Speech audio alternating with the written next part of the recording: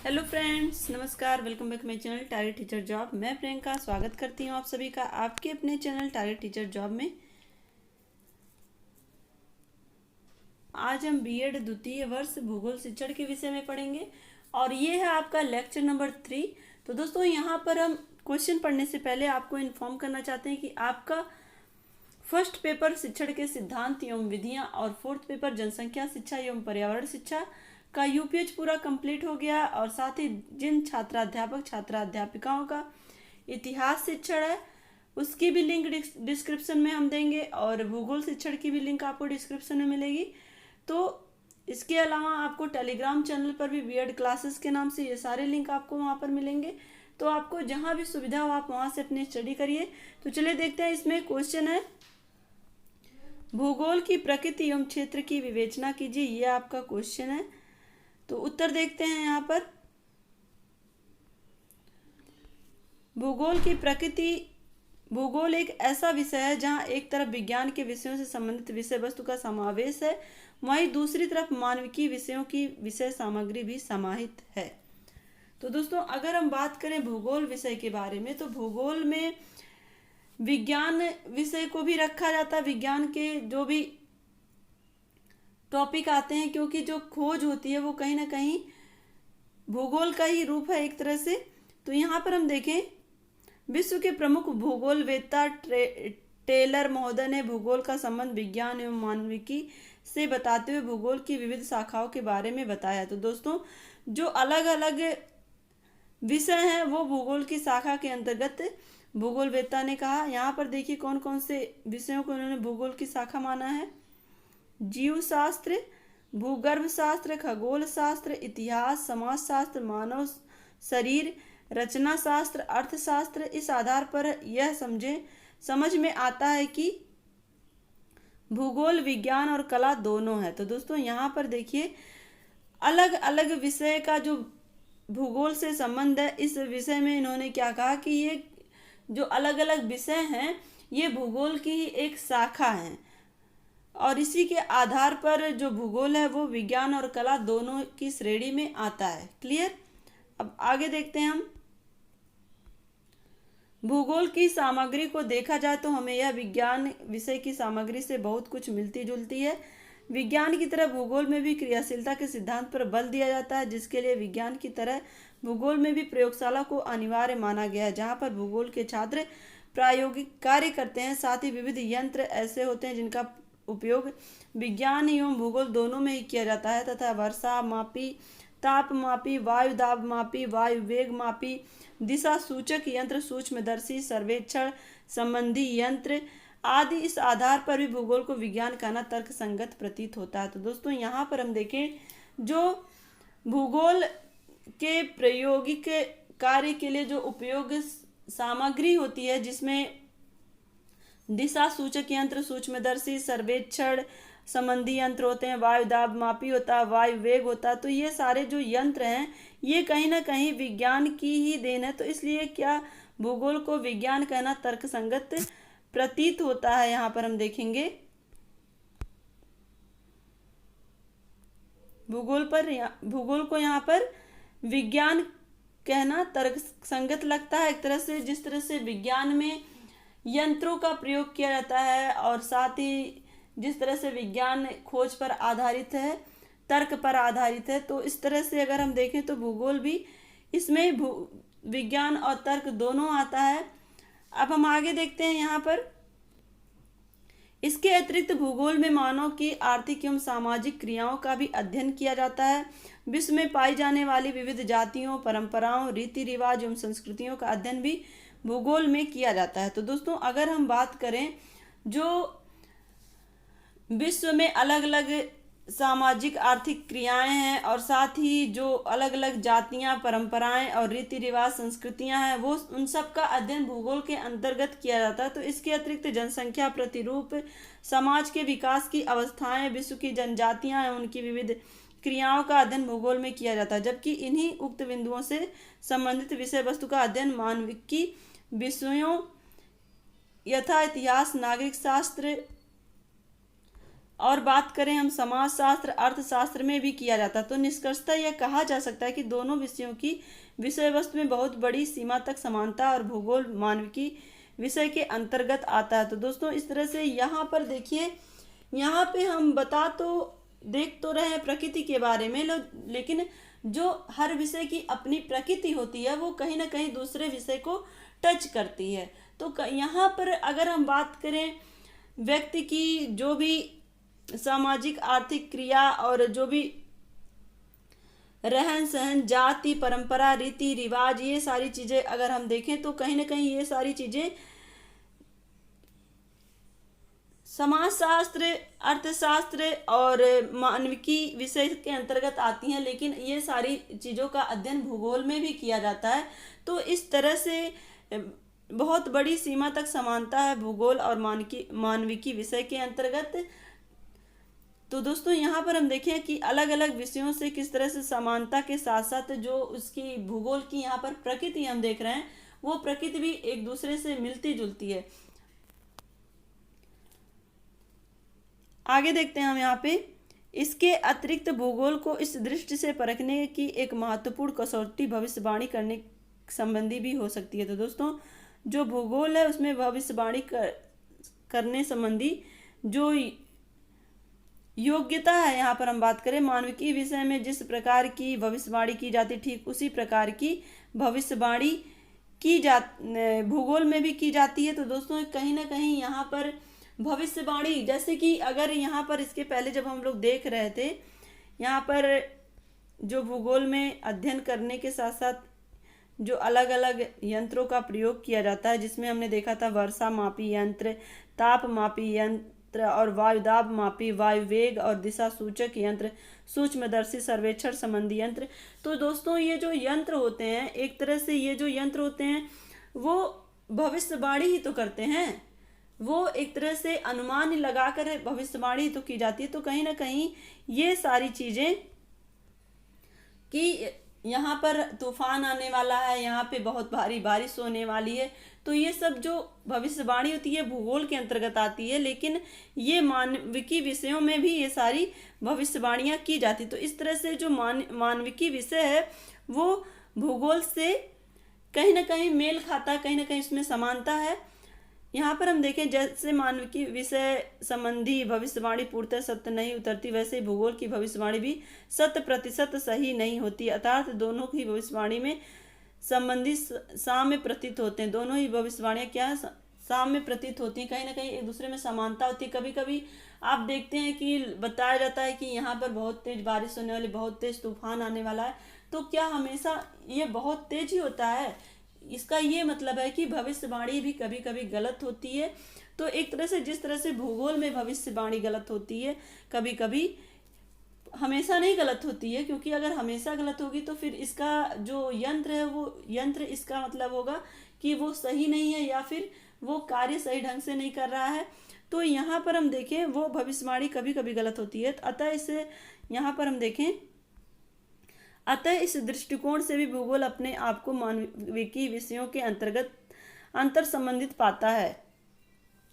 तो दोस्तों यहाँ पर हम देखें उपर्युक्त तथ्यों के आधार पर यह निष्कर्ष निकाला जा सकता है कि यद्यपि भूगोल विज्ञान एवं मानविकी विषयों की विषय वस्तु से बहुत बड़ी सीमा तक साम्य रखता है, परंतु फिर भी यह कहना बड़ा मुश्किल है कि भूगोल विज्ञान की श्रेणी में आता है या कला की। तो दोस्तों एक तरह से भूगोल को विज्ञान और कला दोनों की श्रेणी में माना जाता है, जहाँ पर उसमें वैज्ञानिक तथ्यों के आधार पर जो भूगोलवेत्ता होते हैं वो तर्क संगत रूप से अपनी बातों को रखते हैं, तो कहीं ना कहीं उसमें वैज्ञानिकता झलकती है। लेकिन जहाँ पर उसे कला के अंतर्गत रखा जाता है, जहाँ पर उसमें तर्क नहीं रहता है, वो कला के अंतर्गत हो जाता है। एक तरह से जहाँ पर उसमें रीति रिवाज, धर्म, जाति और ये सारी चीज़ें देखने को मिलती हैं, वहाँ पर ये कला के अंतर्गत रखा जाता है। तो यहाँ पर हम देखें कई विद्वान भूगोल को कला की श्रेणी में रखते हैं और दूसरे भूगोल को विज्ञान विषय के अंतर्गत रखकर अध्ययन न करने के पक्ष में, और संभवतः यही कारण है कि विश्व के कई राष्ट्रों के विश्वविद्यालय, विशेषतः भारत में, भूगोल की मानविकी विषय मानकर कला का प्रमाण पत्र प्रदान करते हैं। तो कई इसे विज्ञान का विषय मानकर विज्ञान का प्रमाण पत्र प्रदान करते हैं। तो दोस्तों अगर हम बात करें भारत की, तो भारत में भूगोल को मानविकी विषय मानकर कला का प्रमाण पत्र प्रदान किया जाता है। लेकिन अगर अलग जगहों की बात करें, इसे विज्ञान का विषय भी मानते हैं और विज्ञान का प्रमाण पत्र प्रदान करते हैं। तो कहीं ना कहीं जो इसमें वैज्ञानिक तर्कपूर्ण खोजें होती हैं और जो इसके वैज्ञानिक यंत्र होते हैं, एक तरह से जहाँ पर वैज्ञानिक खोज के माध्यम से, वैज्ञानिक तर्क के माध्यम से जहाँ पर इसे प्रामाणिकता दी जाती है, वहाँ पर इसे लोग विज्ञान की श्रेणी में मानते हैं। क्लियर? तो यहाँ पर हम निष्कर्ष देखते हैं। निष्कर्ष रूप में उक्त तथ्यों एवं तर्कों के परिप्रेक्ष्य में यही कहा जा सकता है कि भूगोल ना तो पूर्ण विज्ञान का विषय और ना ही पूर्ण मानविकी का, अतः भूगोल को विज्ञान एवं मानविकी के बीच की कड़ी कहना ही उपयुक्त होगा। तो दोस्तों यहाँ पर निष्कर्ष रूप में क्या आया कि भूगोल में विज्ञान भी शामिल है और कला भी शामिल है, इसलिए इसको ना ही विज्ञान माना गया ना ही कला की श्रेणी में माना गया।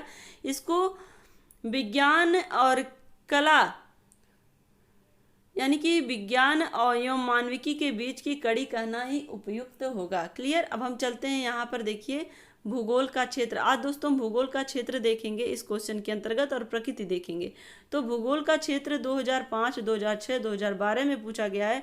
तो दोस्तों इस तरह से क्षेत्र अक्सर अर्थ परिभाषा और क्षेत्र करके भी क्वेश्चन पूछता है। तो इस तरह से आप कभी कभी पूछेगा कि भूगोल का अर्थ परिभाषा और प्रकृति बताइए, और कभी कभी पूछ लेता है भूगोल का अर्थ परिभाषा और क्षेत्र बताइए। तो दोस्तों और यहाँ पर एक चीज और आप ध्यान देंगे कि जब भी आपसे क्षेत्र पूछे तो उसमें आप अर्थ और परिभाषा, अगर वो लॉन्ग क्वेश्चन है तो फिर उसमें आपके कई विद्वानों के अनुसार परिभाषाएं लिखेंगे, लेकिन अगर आपका शॉर्ट क्वेश्चन है तो कम से कम एक विद्वान के अनुसार परिभाषा जरूर लिखिए। दोस्तों कहीं ना कहीं आप जब इस तरह से क्वेश्चन करते हैं तो उसमें जब किसी विद्वान के अकॉर्डिंग आप लिखते हैं तो इससे आपका जो आंसर होगा वो इम्प्रेसिव बनेगा। तो इन सब चीज़ों का आप हमेशा ध्यान रखिए। तो चलिए देखते हैं यहाँ पर भूगोल का विषय क्षेत्र। भूगोल का विषय वर्तमान, यहाँ पर हम देखें भूगोल का क्षेत्र वर्तमान समय में अत्यंत व्यापक एवं विशाल हो गया है। भूगोल की प्राचीन परिभाषा पृथ्वी तथा उसके निवासियों का वर्णन थी। दुर्भाग्यवश आज भी अनेक व्यक्ति भूगोल को वर्णनात्मक सूची मात्र समझते हैं। तो प्राचीन समय में विद्यार्थियों को असंबद्ध और नीरस तथ्यों को लंबी सूची रटा कर याद कराई जाती थी। प्रत्येक विद्यार्थी को खाड़ी, अंतरीप, पर्वत, पठार इत्यादि का अवैज्ञानिक तथा मनोवैज्ञानिक परिभाषाएं रटनी पड़ती थी। व्यापारिक और आर्थिक मूल्य में उनको आयात तथा निर्यात की दीर्घ सूचियां स्मरण करनी पड़ती थी। यह असंबद्ध सूचियां भूगोल नहीं कही जा सकती। अधिकांश भौगोलिक तथ्यों का भूगोल के अध्ययन भूगोल के अन्य तथ्यों से घनिष्ठ संबंध है और भूगोल का कार्य इन संबंधों को स्पष्ट करना है। तो दोस्तों यहाँ पर हम देखें भूगोल के विषय क्षेत्र के विषय में क्या कहा जा रहा है कि पहले जो भूगोल का विषय क्षेत्र था वो उसे जो उसकी परिभाषा थी भूगोल की, उसमें प्राचीन परिभाषा थी कि पृथ्वी तथा उसके निवासियों का वर्णन ही क्या था, भूगोल था। पृथ्वी के बारे में वर्णन यानी कि पृथ्वी के बारे में जानकारी और वहाँ के निवासियों के बारे में जानकारी प्राप्त करना ही भूगोल था। लेकिन अगर और आज की भी बात अगर हम करें तो व्यक्ति भूगोल को वर्णनात्मक सूची मात्र समझते हैं, जहाँ पर भूगोल का क्या एक तरह से भूगोल वर्णन करता है, एक वर्णनात्मक सूची के अंतर्गत रखते हैं। और प्राचीन समय में विद्यार्थियों को एक तरह से लंबी लंबी सूची रटाई जाती थी जिसके अंतर्गत खाड़ी और पर्वत, पठार इत्यादि को रटाया जाता था छात्रों को, और साथ ही आयात निर्यात की दीर्घ सूचियां स्मरण रखनी पड़ती थी। और यहाँ पर हम बात करें इसके अलावा असंबद्ध सूचियां भूगोल नहीं कही जा सकती, क्योंकि अगर हम बात करें जो सूचियां हैं वो सूचियां तो उस समय के जो आवश्यकता थी उसको पूर्ण करने के लिए थी, ना कि पृथ्वी की या फिर जो वहाँ के निवासी उनका वर्णन करने के लिए। तो एक तरह से ये असंबद्ध थी। बात करें तो अधिकांश भौगोलिक तथ्यों का भूगोल के अन्य तथ्यों से घनिष्ठ संबंध है और भूगोल का कार्य इन संबंधों को स्पष्ट करना है।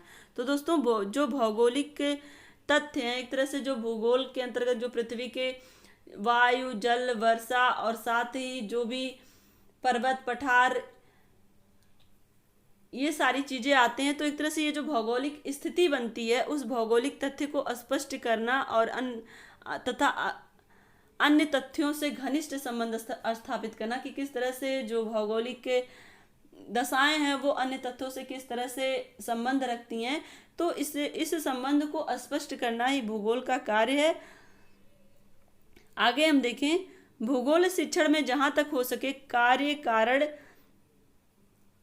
संबंधों की खोज करनी चाहिए और यह जानने की चेष्टा करनी चाहिए कि प्रकृति, जलवायु तथा वनस्पति तथा पशु एवं मानव जीवन पर क्या प्रभाव पड़ता है। तो दोस्तों यहाँ पर भूगोल शिक्षण में अगर बात करी जाए, एक शिक्षक जब भी भूगोल शिक्षण करता है तो उसमें किन किन बातों का ध्यान रखे, उसमें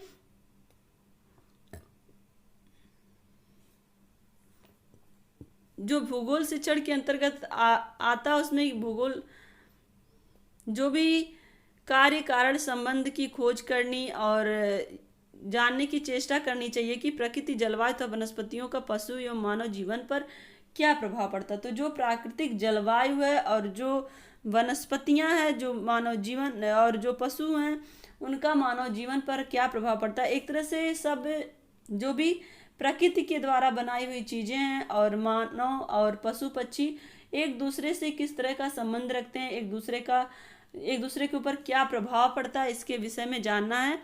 तो यहाँ पर हम देखें, भूगोल मानव समूहों का अपने प्राकृतिक वातावरण के साथ अनुकूलन है। जो भूगोल है एक तरह से जो मानव का समूह है, जो मनुष्य हैं, उनका प्राकृतिक वातावरण के साथ किस तरह से अनुकूलन करना है, यही भूगोल है। किस तरह से जो प्रकृति के द्वारा बनाई गई जलवायु है, जो प्रकृति के द्वारा बनाई गई परिस्थितियां हैं, वो किस तरह से मनुष्य के जीवन के लिए अनुकूल हैं।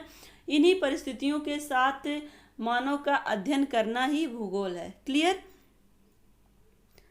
अब हम यहाँ देखते हैं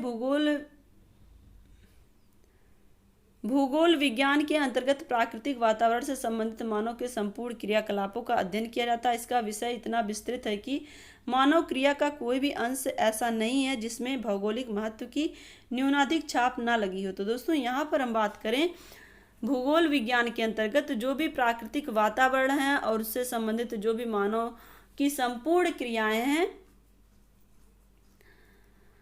उनके क्रियाकलापों का अध्ययन किया जाता है भूगोल विज्ञान के अंतर्गत। भूगोल विज्ञान जिसमें मानव जीवन से संबंधित क्रियाकलाप आएंगे और जो भी प्राकृतिक वातावरण है जो मानव जीवन के लिए अनुकूल है, जो मानव जीवन की जो दशा है, दिशा है, उसको खोज के माध्यम से आगे ले जाने की कोशिश कर रहे हैं, तो वो भूगोल विज्ञान के अंतर्गत आएगा। इसका विषय इतना विस्तृत है कि मानव क्रिया का कोई भी अंश ऐसा नहीं है जिसमें भौगोलिक महत्व की न्यूनाधिक छाप ना लगी हो।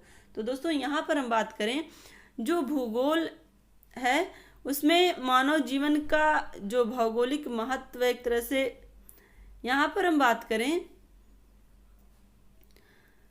जो भूगोल है उसका जो यहाँ पर हम भूगोल की बात करें, भूगोल विषय इतना विस्तृत है कि अगर मानव जीवन का कोई भी अंश ऐसा नहीं है जो कि भौगोलिक महत्व की न्यूनाधिक छाप ना लगी हो। क्योंकि दोस्तों किसी भी मानव के समूह या मानव के विकास के लिए सबसे पहली आवश्यकता होती है वहाँ पर जल और वायु की और साथ ही भोजन की। तो ऐसे परिस्थितियों के लिए वहाँ की जलवायु अनुकूल होगी तभी वहाँ पर उसे जल, वायु और भोजन मिल सकेगा।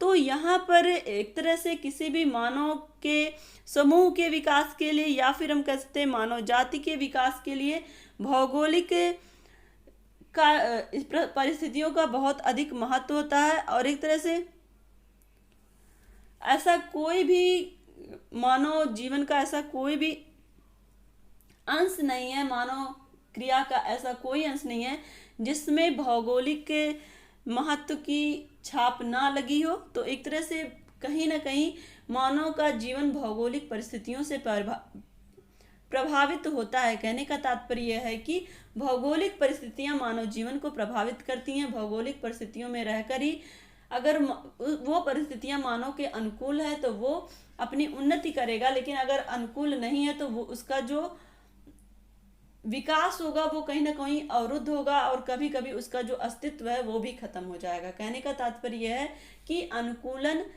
जो प्रकृति का अनुकूलन है वो मानव जीवन के लिए बहुत ही ज़्यादा महत्वपूर्ण है। यहाँ पर हम देखते हैं, अपने देश का भूगोल पढ़ते समय मानव प्रयत्न और उसके प्रकृति वातावरण में पारस्परिक संबंध का सुंदर उदाहरण मिलता है। तो दोस्तों अगर हम देखें अपने देश के भूगोल की, तो हमारे देश में जो भौगोलिक दशाएं हैं वो अलग अलग जगहों पे अलग अलग हैं। कहीं ना कहीं तो वहाँ पे उस जलवायु के अनुकूल, उस भौगोलिक परिस्थिति के अनुकूल व्यक्ति अगर सही से ढल जाता है तो वो उसका जीवन यापन वहाँ के लिए आसान हो जाता है। लेकिन अगर उस भौगोलिक परिस्थिति में वो नहीं अब खुद को ढाल पाता है तो एक तरह से वो अनुकूलन नहीं कर पाता, उसके जीवन, उसका जो अस्तित्व है वो खतरे में पड़ जाता है। यहाँ पर हम देखें, संयुक्त राज्य अमेरिका के भूगोल द्वारा बालकों में देशभक्ति तथा आदर्श नागरिकता के पाठ पढ़ाए जाते हैं। संपूर्ण ज्ञात संसार भूगोलवेत्ता का कार्य क्षेत्र है और मनुष्य के कार्य उसके अध्ययन के लिए आवश्यक सामग्री प्रस्तुत करते हैं। तो दोस्तों अगर हम बात करें अमेरिका की, तो अमेरिका में भूगोल के द्वारा बालकों को देशभक्ति तथा आदर्श नागरिकता के पाठ पढ़ाए जाते हैं। तो हमारे यहाँ देशभक्ति और आदर्श नागरिकता का पाठ किसके द्वारा पढ़ाया जाता है? वो हमारे इतिहास के द्वारा पढ़ाया जाता है, लेकिन यहाँ पर भूगोल के द्वारा पढ़ाया जाता है। संपूर्ण ज्ञात संसार भूगोलवेत्ता का कार्य क्षेत्र है और मनुष्य के कार्य उसके अध्ययन के लिए आवश्यक सामग्री प्रस्तुत करते हैं। तो जो मनुष्य कार्य करता है उसके लिए, जो मनुष्य यहाँ पर कार्य करता है वो एक तरह से भूगोल के क्षेत्र के अंतर्गत आता है। तो यहाँ पर हम देखें, भूगोल पृथ्वी की अस्थायी अथवा अर्धअस्थायी दशाओं का अध्ययन करता है, किंतु अंततः ये दशाएं परिवर्तनशील हैं। तो दोस्तों यहाँ पर हम बात करें, जो भी आवश्यक दशाएं होती हैं मनुष्य जीवन के लिए, जो भी आवश्यक परिस्थितियां होती हैं मनुष्य के लिए, उसी परिस्थितियों का ही अध्ययन करता है भूगोल, किंतु अंततः ये दशाएं परिवर्तनशील होती हैं। लेकिन जो भी दशाएं होती हैं, जो भी परिस्थितियां होती हैं वो बदलती रहती हैं। प्रकृति तथा अन्य तत्व पृथ्वी के प्राकृतिक वातावरण को निरंतर परिवर्तित करते रहते हैं। तो दोस्तों जो भी प्रकृति के द्वारा बनाई गई चीज़ें हैं वो पृथ्वी के वातावरण को निरंतर परिवर्तित करते रहते हैं, कहीं ना कहीं उसमें चेंजमेंट लाते रहते हैं। एक तरह से यहाँ पर अगर हम बात करें तो जो प्रकृति है ना वो अपने स्वभाव में को हमेशा बदलती रहती है। जैसे आज यहाँ पर ठंडक है तो कल गर्मी होगी, फिर नेक्स्ट डे बरसात होगी। तो एक तरह से वो डे बाय डे अपने नेचर को बदलता रहता है। जो प्रकृति होती है वो अपने नेचर को बदलती रहती है। हर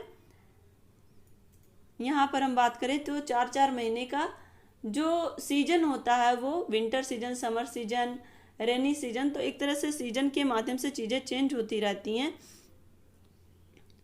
निरंतर उन्नतशील एवं मानव समुदायों तथा उनके वातावरण के मध्य होने वाली क्रियाओं एवं प्रतिक्रियाओं के अध्ययन के कारण भूगोल का क्षेत्र निरंतर बढ़ता जा रहा है। तो दोस्तों इस तरह से अगर हम देखें, जो उन्नत प्रकृति में जो परिवर्तन हो रहे हैं और साथ ही जो भौगोलिक दशाएं हमेशा बदलती रहती हैं, तो इस तरह से उसमें परिवर्तन होने के कारण भूगोल का क्षेत्र अत्यंत व्यापक हुआ है।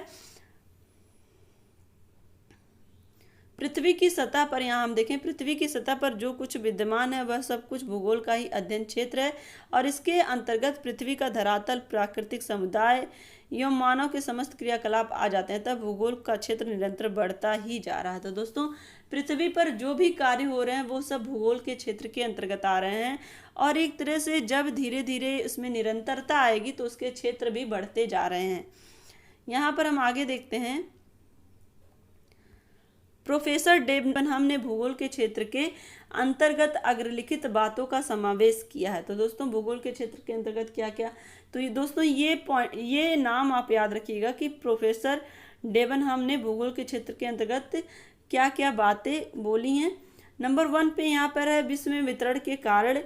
तो भूगोल का क्षेत्र क्या है, विस्तृत क्यों है? क्योंकि इसमें जो भौगोलिक दशाएं हैं उन दशाओं का जो वितरण है वो अलग अलग क्षेत्रों में अलग अलग देखने को आपको मिलेगा। और नंबर 2 है भौगोलिक वातावरण और मानव सह संबंध। जो भी भौगोलिक वातावरण है उसका मानव के साथ सह संबंध, एक तरह से जो भौगोलिक दशाएं होती हैं अगर वो मानव जीवन के अनुकूल है तभी वहाँ पर मानव निवास करता है, अगर नहीं है तो मानव वहाँ पर एक तरह से नहीं रहेगा। जब उनके लिए वो चीज़ें अनुकूल नहीं रहेंगी तो वहाँ पर मानव जीवन संभव नहीं होगा, तो मानव वहाँ पर रहना पसंद नहीं करेगा। तो एक तरह से भौगोलिक दशाओं और मानव जीवन के साथ पारस्परिक संबंध है। और यहाँ पर हम देखें मानव एवं प्रकृति के पारस्परिक क्रियाकलाप। तो दोस्तों मानव और प्रकृति के जो पारस्परिक क्रियाकलाप हैं, कहीं ना कहीं अगर हम देखें प्रकृति की बात करें तो जो प्रकृति के द्वारा दिए गए पेड़ पौधे हैं वो हमें ऑक्सीजन देते, और जो कार्बन डाइऑक्साइड होती है वो पौधे अवशोषित करते हैं। तो कहीं ना कहीं यहाँ पर जो पारस्परिक क्रियाकलाप है मानव जीवन और प्रकृति के मध्य, वो बहुत ही ज़्यादा अनूठा है। और कहीं ना कहीं जो मानव जीवन है वो प्रकृति पर ही निर्भर है। प्रकृति की अगर यहाँ पर हम बात करें, प्रकृति के द्वारा अगर प्राण वायु ना चले तो मनुष्य क्षण भर में उसके जो प्राण पखेरु हैं वो उड़ जाएंगे, एक तरह से उसकी मृत्यु हो जाएगी। तो कहीं ना कहीं जो ऑक्सीजन है प्रकृति की जो अनमोल देन है वो मानव जीवन के लिए बहुत ज़्यादा उपयोगी है। अब यहाँ पर हम देखते हैं यूनेस्को द्वारा भूगोल का निर्धारित क्षेत्र निम्नलिखित है। तो चलिए देखते हैं दोस्तों यहाँ पर भूगोल के क्या क्या क्षेत्र हैं। नंबर 1 पर है भूगोल का संबंध अनिवार्यतः दृश्य छात्राओं से है और पृथ्वी के धरातल को उनके यथार्थ एवं वर्तमान पहलुओं की दृष्टि से वर्णित करता है। तो दोस्तों यहाँ पर जो भी चीज़ें धरातल उनके यथार्थ एवं वर्तमान पहलुओं की दृष्टि से वर्णित करता है, साथ ही यह अदृश्य घटकों का भी विचार करना है। तो दोस्तों एक तरह से जो भूगोल का सहसंबंध किसके साथ अनिवार्य है, यहाँ पर हम देखें तो जो भी पृथ्वी और धरातल के अंदर और यथार्थ और वर्तमान, यथार्थ मतलब जो चीज़ें पृथ्वी में वास्तव में जो चीज़ें विद्यमान हैं, और साथ ही जो वर्तमान दृष्टि से वर्णित, एक तरह से जो भी वर्तमान समय में पृथ्वी पर जो भी चीज़ें उपलब्ध हैं वो सब भूगोल के अंतर्गत ही आती हैं। और साथ ही अदृश्य घटकों पर भी विचार करना है। एक तरह से अदृश्य घटक जो कि हम महसूस केवल कर सकते हैं, उन्हें छू नहीं सकते, उन्हें देख नहीं सकते। जैसे कि वायु की बात करें हम, तो कहीं ना कहीं ये हम केवल महसूस करते हैं, देख नहीं सकते। तो जो अदृश्य घटक है ये भी इसके क्षेत्र के अंतर्गत आते हैं। यहाँ पर हम बात करें 2, भूगोल विभिन्न क्रम की घटनाओं के मध्य संबंधों का अध्ययन करना है। तो दोस्तों जो भी क्रमिक घटनाएं होती हैं, जो भी भौगोलिक दशाएं हैं, जो भी भौगोलिक क्रियाएं हैं, उनके बीच संबंध का अध्ययन करना भी भूगोल के अंतर्गत आता है।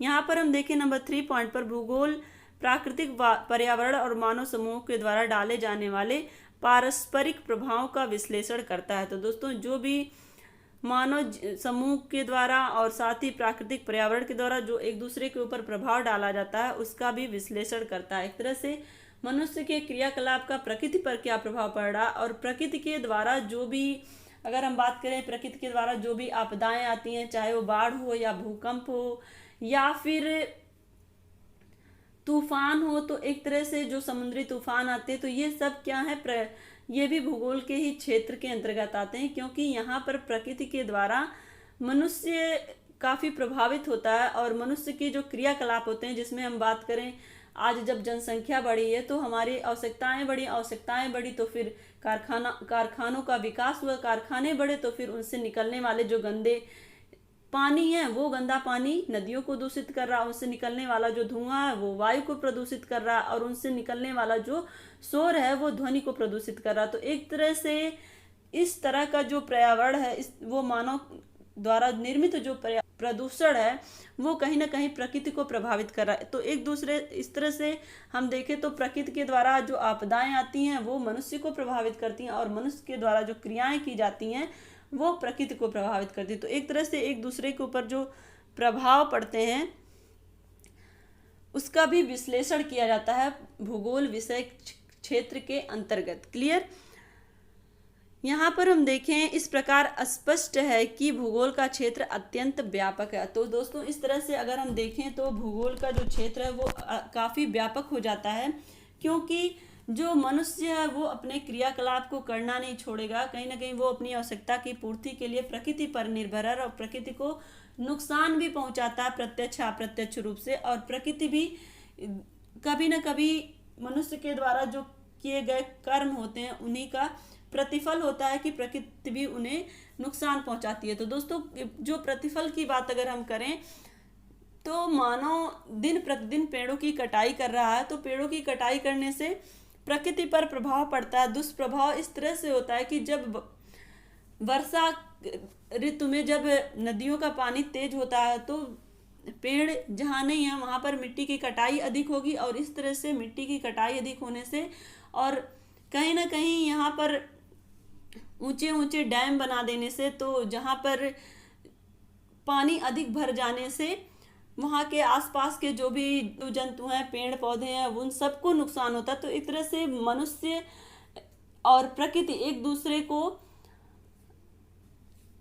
के ऊपर आश्रित भी होते हैं और साथ ही एक दूसरे को नुकसान भी पहुंचाते हैं। तो ये सारे जो क्षेत्र हैं ये भूगोल के अंतर्गत ही आते हैं।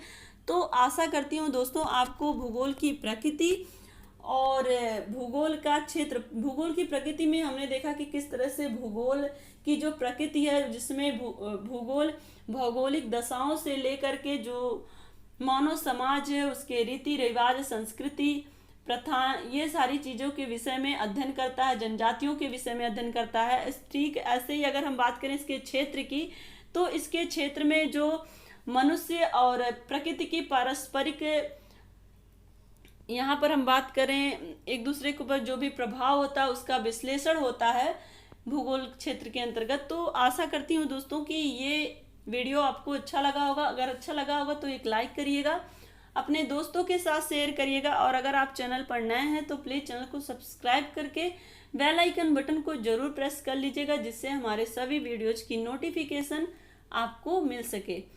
तो दोस्तों, ये वीडियोज आप अपने दोस्तों में ज़रूर शेयर कर दीजिएगा, जिससे कि आपके माध्यम से अधिक लोगों तक ये वीडियो पहुँचे और मेरा जो प्रयास है आप लोगों के लिए वो सार्थक हो पाए।